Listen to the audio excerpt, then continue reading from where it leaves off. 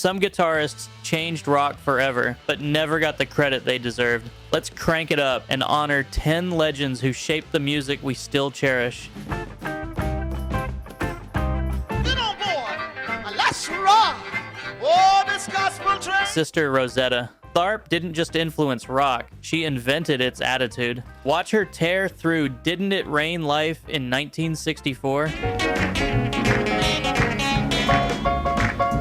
Slashing chords, fierce bends, and the swagger that rivals any rock god. Earlier, but in 1944, her song Strange Things Happening Every Day fused spirituals with a driving beat that broke into the mainstream charts, a blueprint for rock and roll. On tracks like Up Above My Head and This Train, she plays fat, distorted leads years before fuzz pedals even existed.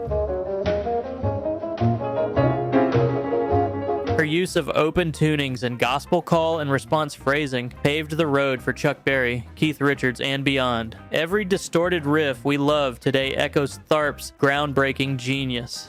Look up David in the heat of the day. Tune up a harp.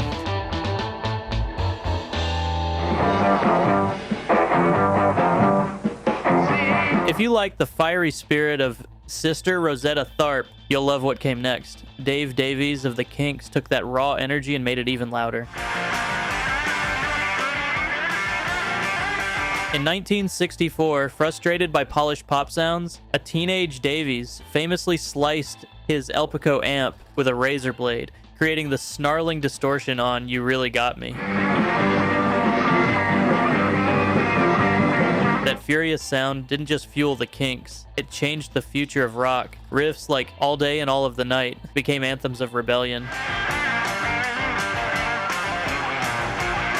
Without Dave's brutal, buzzing guitar tone, punk, hard rock, and even heavy metal might have never found their teeth. He turned frustration into pure sonic fire.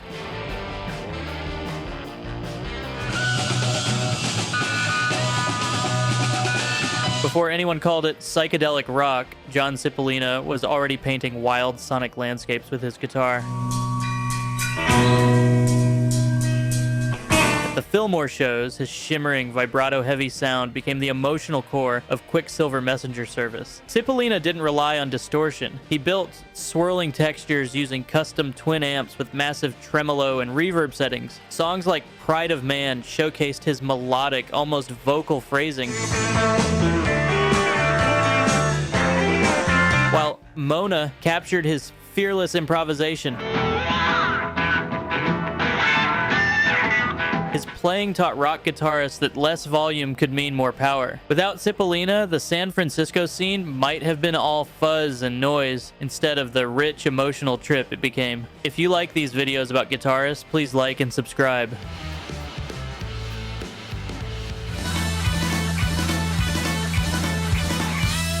The following guitarist helped toughen up glam rock when it needed more bite. Andy Scott of Sweet wasn't just a pretty face and glitter. He had a fierce, metallic guitar sound that would later influence hard rock and metal bands. His style leaned on thick power chords, slick hammer-ons, and sharp solos that cut through the sugar-sweet pop production. Listen to Fox on the Run or Action. Underneath the catchy choruses, Scott's guitar brings serious muscle. Bands like Def Leppard and Twisted Sister would later borrow heavily from his blueprint. Without Andy Scott, glam rock might have stayed soft. He proved loud guitars and catchy hooks could live together and shake the walls.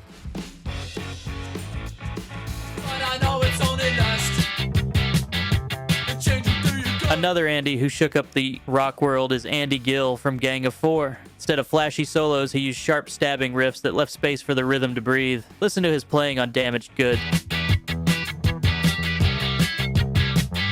The guitar sounds like it's slicing through steel. Gill's dry, percussive tone was revolutionary, breaking away from the blues-based traditions most rock bands still followed. Then check out To Hell with Poverty, where he turns simple chords into pure tension and release.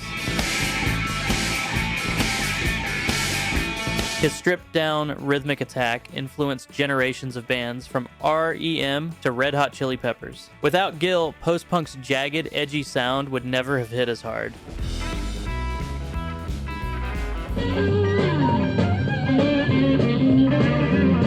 Fleetwood Mac's journey from a blues band to a rock powerhouse owes a lot to Danny Kirwan. Before the Buckingham Nicks era, it was Kirwan's melodic guitar work that helped reshape the band's sound. His tone was crisp, emotional, and perfectly controlled. Never flashy, but always memorable. Give a listen to Albatross, where his playing weaves gentle, flowing melodies that still sound timeless. Later, on Dragonfly, you can hear his growing influence, blending dreamy textures with aching emotion. Kirwan showed that less really could be more. His focus on mood and melody paved the way for Fleetwood Mac's later success, and influenced countless soft rock and pop rock guitarists who followed.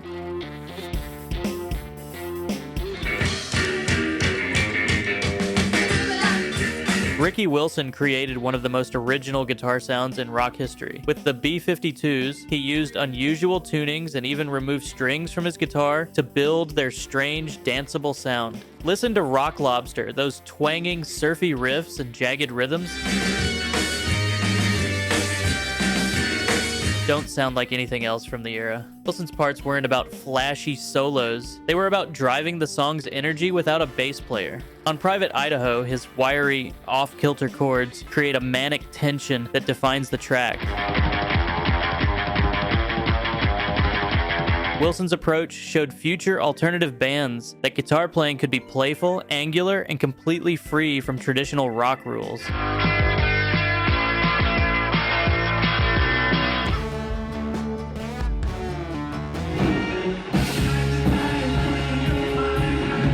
When Marquee Moon hit the streets in 1977, nothing sounded like it.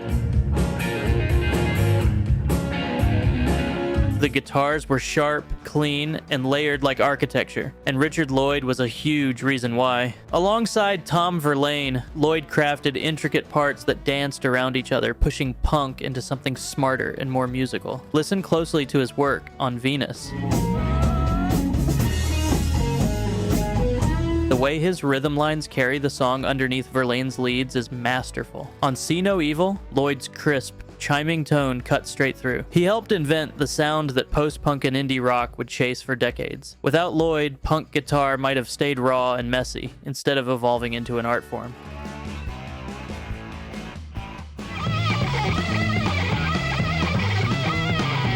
Now, few guitarists could jump from jazz fusion to arena rock without blinking, but Tommy Bolin made it look easy. Before he was 25, he had already recorded with Billy Cobham on the groundbreaking Spectrum, joined the James Gang, and later stepped into Ritchie Blackmore's shoes in Deep Purple. Listen to Quadrant 4 from Spectrum.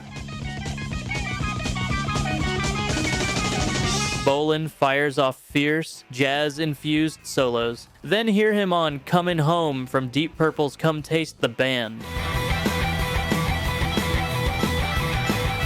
where he grooves with heavy swagger. His solo album Teaser showed even more range, blending funk, blues, and psychedelia. Bolin's fearless mixing of genres opened the door for future guitarists who refused to be boxed into one style.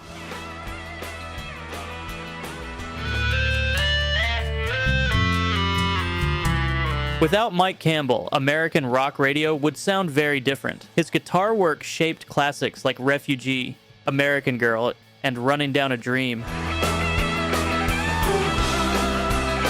All with Tom Petty and the Heartbreakers. Campbell's style was never flashy. He believed in serving the song above all else. Listen to the crisp, chiming riff of The Waiting, or the slinky groove of You Got Lucky. Each part perfectly fits the mood without wasting a note. Beyond Petty, Campbell's work with Stevie Nicks and Don Henley shows his ability to slip into any song and make it timeless. His understated brilliance influenced countless guitarists to realize that feel and melody matter more than speed. These guitarists might not be household names, but their influence is undeniable. Their sounds shaped generations, and their magic still echoes every time we pick up a guitar.